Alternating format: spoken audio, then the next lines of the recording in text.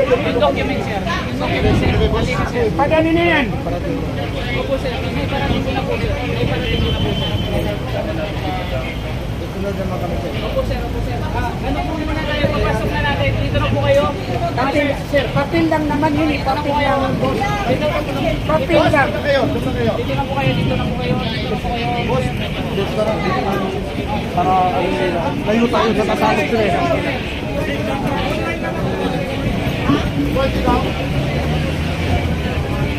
Bobet! Bobet!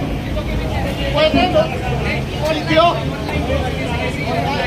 Dahil? Lahat kayo witness, ha? Lahat kayo witness. Yung online na lang daw dito sabi. Yung online dito yun. Yung online na daw dito yun. Mapapasok. Ngayon, medyo din pero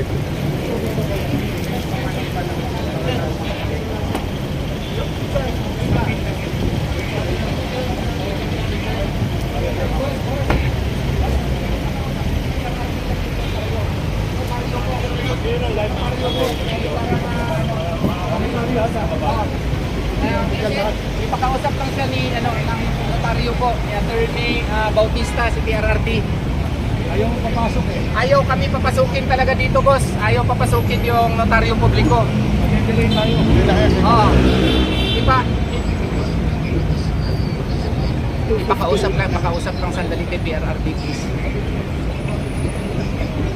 Para umabot. Oo. Para ilagyan na lang via online.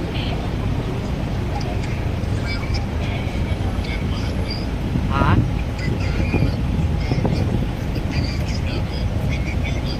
Oo.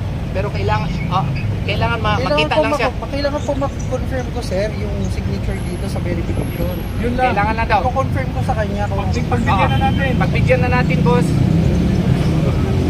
Okay. Boss, paano yung palak para maging legal at para umabot tayo? Sige, boss. Sige, boss. Sige, boss.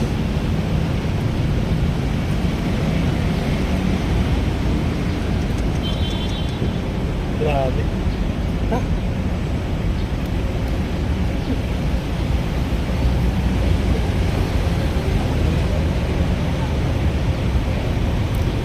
Pa-share ng live na to.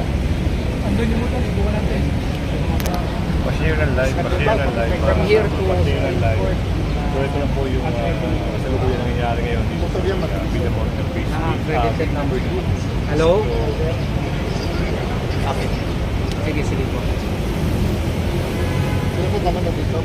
Hindi, mag-aayos ang dokumento.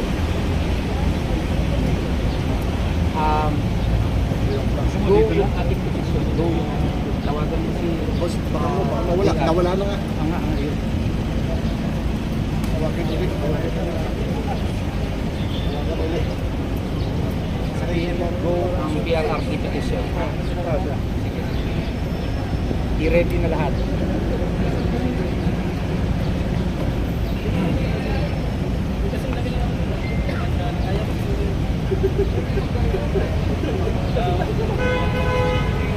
Posible po remote notarization. Kaya nga yan ang ginagawa natin yan.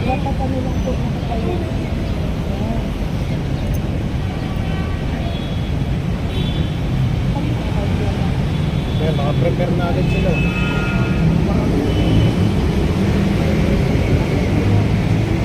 Maka-prepare na agad yung mga pulis sa loob.